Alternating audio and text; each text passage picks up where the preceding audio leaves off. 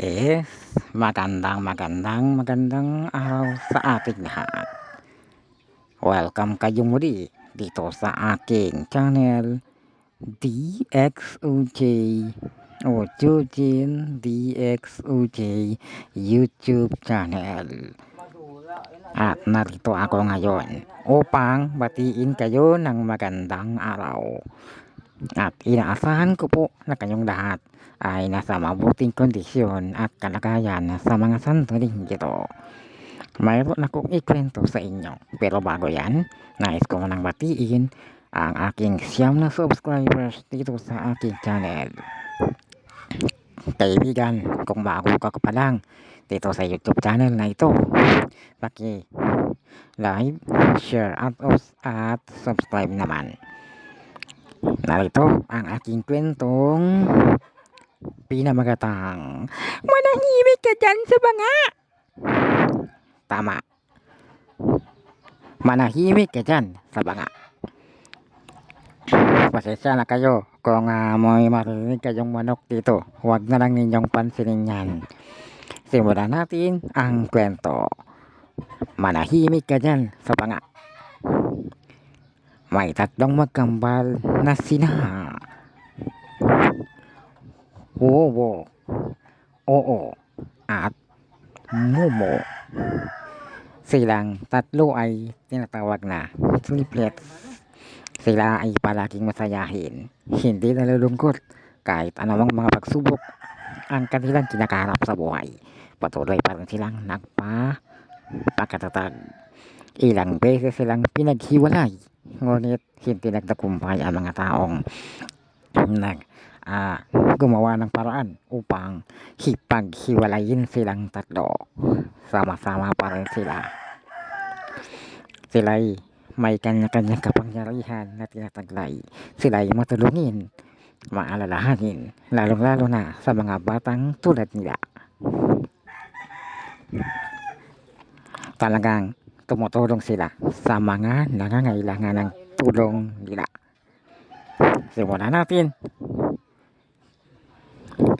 Ang bawat isa sa kanila ay may kanya-kanyang ekspresyon.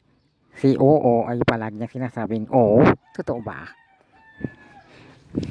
Si Oo naman kapag tumatawa siya ay iba. Sabi niya, yan palagi ang tawa niya. Puro lang kasi buho. Si Momo naman palaging kahit na wala kinakausap, sinasabi niya,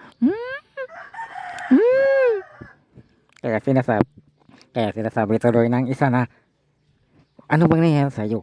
Bakit ka nagaganyan?" Sinasabi niya, "Ano bang nangyayari sa'yo, ha? Bakit ka nagaganyan? Puro ka na lang Pasensya na kayo.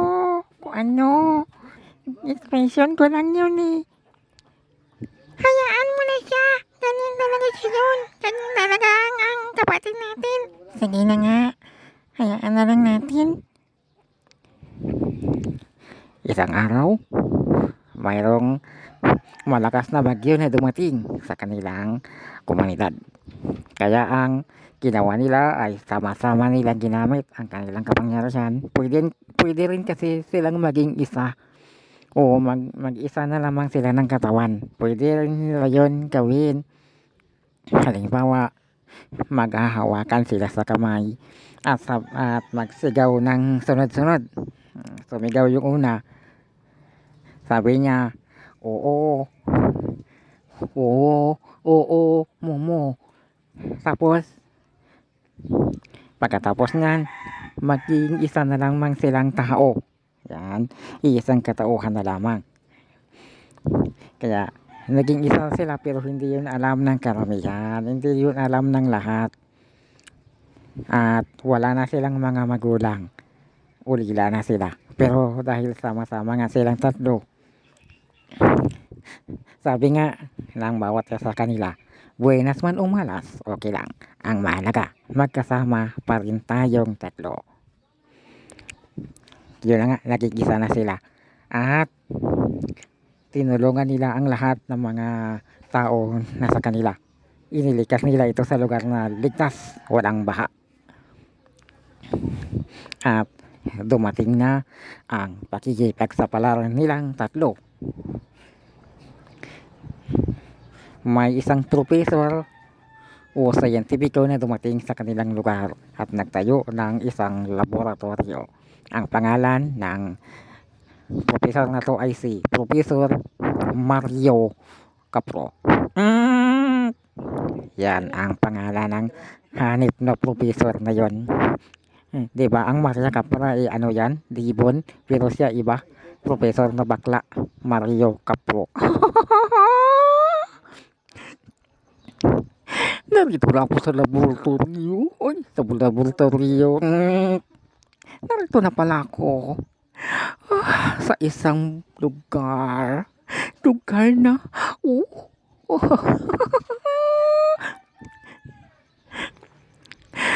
Walang kaalam-alam ang mga tao dito.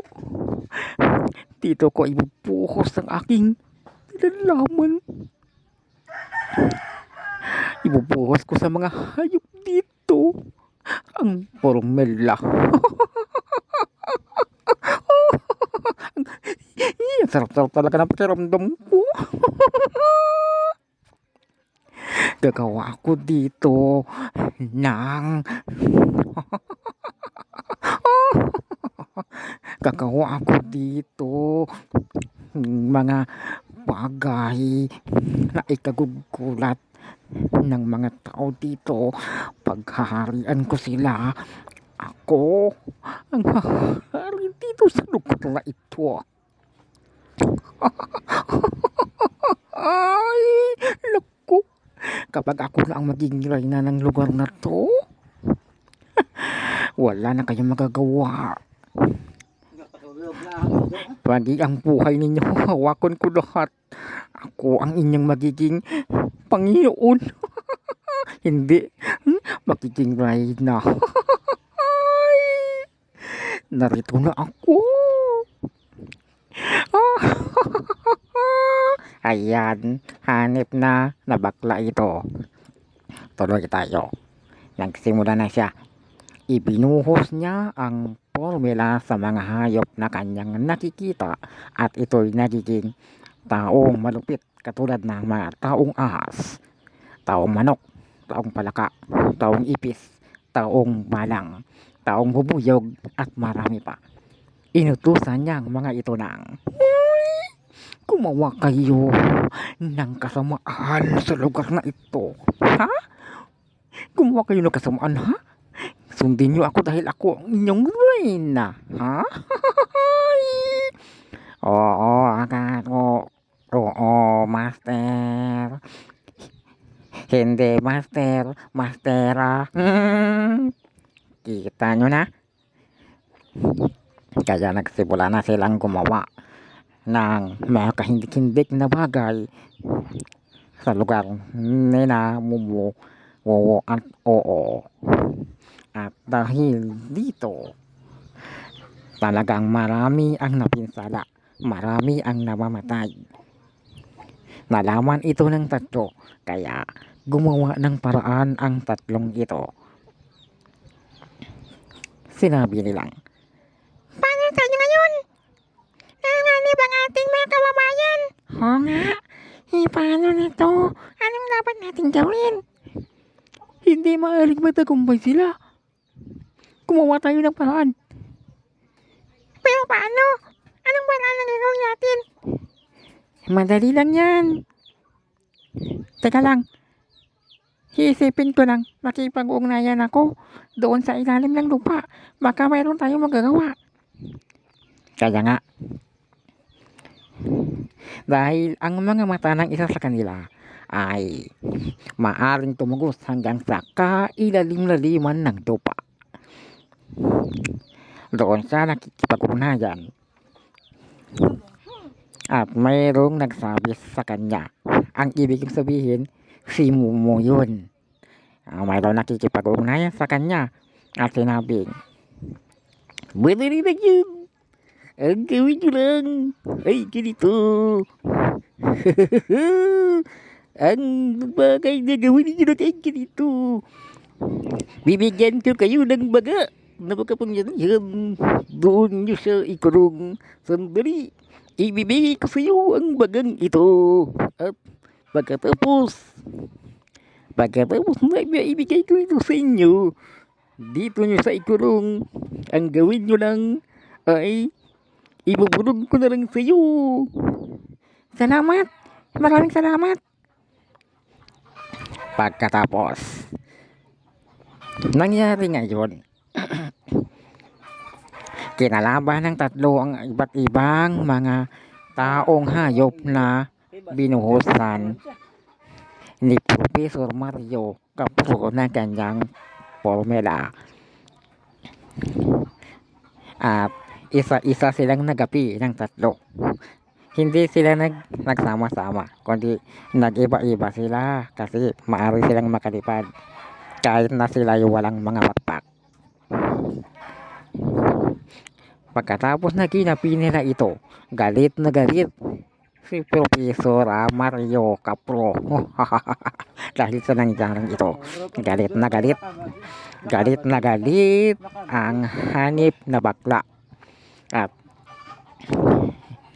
kaya siya lumabas at gagawa pa sana siya ng mga kahiwagaan o ng maghasik pa sana siya ng kasamaan sa lugar.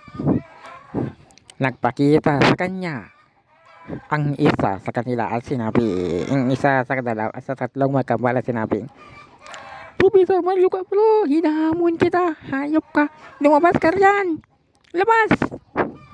Oo!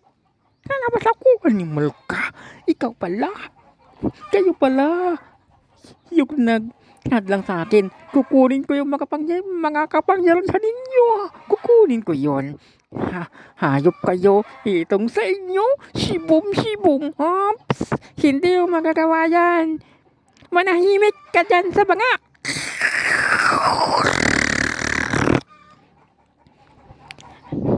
Dahil sa password na yun, ay mayroong lumabas na liwanag sa banga at hinikop si Professor Mario Capro. Ang kanyang formula ay sinunog doon sa apoy.